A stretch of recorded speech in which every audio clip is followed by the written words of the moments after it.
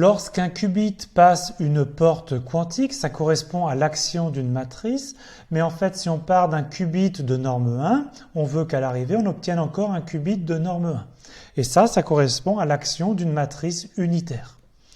Donc, on va définir pour une matrice A carrée de taille n, on dit que A est unitaire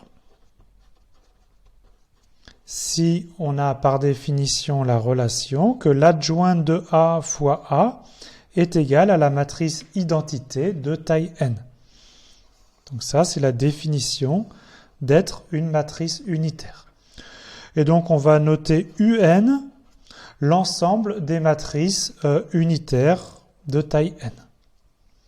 Alors, on a la proposition suivante, qui est à peu près immédiate, c'est que si on part de A une matrice unitaire, alors d'après cette relation-là, l'inverse de A, c'est tout simplement son adjointe. Donc, ça prouve que les matrices unitaires sont très particulières. Et puis, on a aussi la relation dans l'autre sens.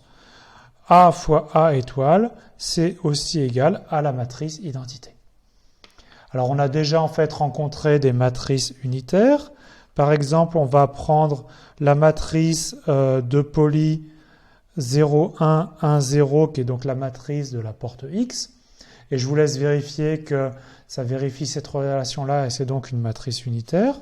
Et de même pour les autres matrices de Pauli, je vous laisse faire en exercice que ce sont 3 matrices unitaires. On passe à la propriété fondamentale des matrices unitaires. Donc je prends A, une matrice unitaire donc de taille quelconque. Alors, les matrices unitaires préservent le produit scalaire. C'est-à-dire que si on doit calculer le produit scalaire hermitien de AU fois AV, eh ben c'est en fait tout simplement le produit scalaire hermitien des vecteurs U et V. Donc ça, c'est la relation fondamentale qui caractérise les matrices unitaires. Alors, qu'est-ce que c'est que l'interprétation géométrique? On va faire une interprétation géométrique pour des vecteurs du plan réel. Donc, au départ, j'ai 2 vecteurs U et V. Et après application d'une matrice A, ils sont transformés dans d'autres vecteurs. Donc, par exemple, ici, le vecteur AU et ici, le vecteur AV. Eh bien, le produit scalaire, donc dans le cas des vecteurs réels, ça correspond à l'angle entre ces 2 vecteurs, U et V. Et donc, que nous dit cette relation? Ça veut dire que l'angle après transformation est le même. On a le même angle avant et après transformation. Alors, la preuve de cette proposition, elle est très simple et je vais vous la donner. C'est juste une combinaison des différentes propriétés qu'on a déjà vues. On part du produit scalaire hermitien AU scalaire AV et on va passer la matrice A du terme de gauche au terme de droite. Mais quand on fait ça, on sait qu'on doit transformer la matrice A en son adjointe A étoile. D'accord? Et donc je conserve ensuite AV. Mais maintenant, la matrice A, par définition, est une matrice unitaire. Donc A étoile A, ça fait identité. Et l'identité fois le vecteur V, bah, ça fait tout simplement le vecteur V. Et donc, on a tout ça, tout simplement, montré cette relation. Les matrices unitaires, c'est donc la définition mathématique d'une porte quantique. Et donc, en particulier, on va s'intéresser aux matrices unitaires de dimension 2, donc de taille 2 fois 2, qui sont celles qui transforment un qubit en un autre 1 qubit. Donc, on va partir d'une matrice A avec des coefficients donc, complexes A, B, C, D. Mais en fait, je vais la réécrire de façon un petit peu différente. Je vais considérer ici un premier vecteur colonne que j'appelle U et ici un second vecteur colonne que j'appelle V. Et donc, je réécris ma matrice sous la forme U, vecteur V, mais ça reste toujours une matrice 2 fois 2, mais écrite sous la forme de ces vecteurs colonnes. Et donc, on a la relation suivante. Cette matrice A de taille 2 fois 2, elle est unitaire si et seulement si. Alors tout d'abord, la norme du vecteur U, donc le premier vecteur colonne, est 1. Même chose pour la norme V du second vecteur colonne, qui doit être 1. Et enfin, ces deux vecteurs doivent être orthogonaux, c'est-à-dire le produit scalaire hermitien de U scalaire V doit être nul. Donc ça, c'est une caractérisation intéressante des matrices unitaires de taille 2, 2. C'est-à-dire que si on l'écrit sous la forme de ces vecteurs colonnes forment une base orthonormée. D'accord ? Donc chacun est de norme 1 et entre eux, ils sont orthogonaux au sens du produit scalaire hermitien. Alors, en informatique quantique, il y a une porte assez classique qui est définie par la matrice suivante, donc qui dépend de 3 paramètres, θ, phi et lambda, et qui est donc définie par les coefficients suivants, cosinus θ sur 2, sinus θ sur 2 exponentielle i phi, moins sinus θ sur 2 exponentielle i lambda, et cosinus θ sur 2 exponentielle i phi plus lambda. Donc ça dépend de 3 paramètres, donc 3 angles θ, phi et lambda. Et alors cette matrice de 2, elle est unitaire. Et donc elle est souvent disponible comme porte quantique dans un circuit quantique. Pourquoi est-ce que cette matrice est unitaire ? On peut appliquer la caractérisation qu'on vient d'énoncer. On va considérer le premier vecteur colonne et on va calculer sa norme. Alors quand on calcule la norme, on va calculer des modules au carré. Vous voyez que tout ce qui est exponentielle i phi, c'est un nombre complexe de module 1, donc on peut les oublier quand on calcule la norme.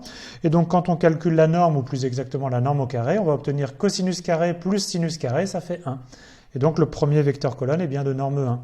Même chose ici, une fois qu'on a oublié les nombres complexes, exponentielle i, quelque chose de module 1, on va avoir sinus carré plus cosinus carré, donc ça fait une norme au carré qui est égale à 1. Et maintenant, si vous calculez le produit scalaire hermitien de ces deux vecteurs colonnes, en faisant bien attention que quand on fait le produit scalaire hermitien, on doit conjuguer les coefficients du premier vecteur colonne, et à l'aide du signe moins, je vous laisse vérifier que ces deux vecteurs, ils sont orthogonaux.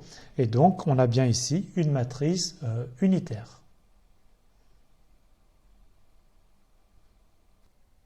On va s'intéresser à la structure de l'ensemble des matrices unitaires de taille quelconque. Donc, on a la proposition suivante. Si on prend A et B, deux matrices unitaires de taille n, alors on a que le produit A fois B, ça reste une matrice unitaire, et que l'inverse de A est aussi une matrice unitaire. Donc, en termes savants, on pourrait dire que l'ensemble des matrices unitaires, ça forme un groupe pour la multiplication de matrices. Mais nous, on va juste dire que le produit de deux matrices unitaires, ça reste une matrice unitaire. Et pareil pour l'inverse. Alors, je vais vous prouver, par exemple, la première relation, et je vous laisserai prouver l'autre.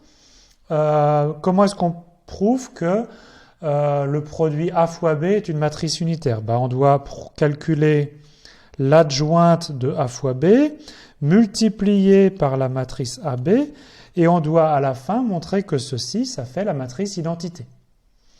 Alors, qu'est-ce que c'est que l'adjoint d'un produit ? L'adjoint d'un produit, on a vu que c'était le produit des adjoints, mais attention, ça change l'ordre des matrices. Donc c'est B étoile fois A étoile, d'accord ? Et ensuite, je conserve AB.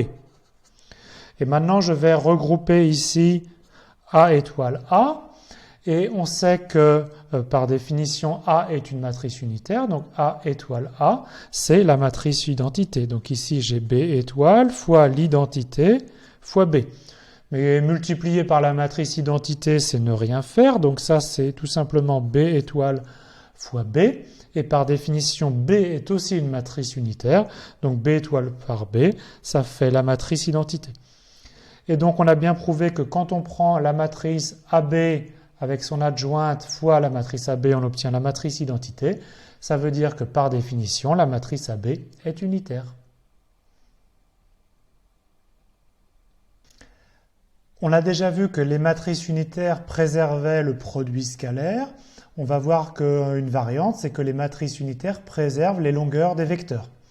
Et en fait, ça va nous donner une caractérisation que j'énonce seulement en dimension 2. Donc je prends A, une matrice carrée de taille de 2. Donc la matrice A est unitaire. Si et seulement si, donc c'est une caractérisation. Pour tout vecteur U, donc de longueur 2, on a que la norme du vecteur AU est égale à la norme du vecteur U. Donc, si on a une matrice unitaire, alors un vecteur U est envoyé sur un vecteur AU de même norme. Et si cette relation-là est vraie pour tous les vecteurs, alors ça veut dire que la matrice est unitaire. Peut-être un petit dessin, donc toujours avec des vecteurs réels, bien évidemment. Si on a un vecteur U et donc après action d'une matrice unitaire, on a ici le vecteur AU, et bien donc l'action de cette matrice unitaire, ici A, elle préserve les longueurs. Donc la longueur du vecteur U est égale à la longueur du vecteur AU. Ça correspond à une sorte de rotation. On va prouver cette proposition, ou tout du moins le sens direct, qui en fait la preuve est valable quelle que soit la taille de la matrice. On va calculer la norme de AU, ou plus exactement, on va calculer la norme de AU au carré. La norme de AU au carré, c'est tout simplement le produit scalaire hermitien de AU avec lui-même. Maintenant, on va basculer la matrice A de l'autre côté, et quand on fait ça, on obtient U scalaire, l'adjointe de A fois AU. Mais ici, je suis dans l'hypothèse où la matrice A est unitaire, donc A étoile A, c'est la matrice identité, et l'identité fois U, ça fait U, et donc j'obtiens bien ici U scalaire U, et ça, c'est exactement la norme de U au carré. Et donc j'ai bien prouvé que la norme de AU est égale à la norme de U, et c'est ce qu'on voulait.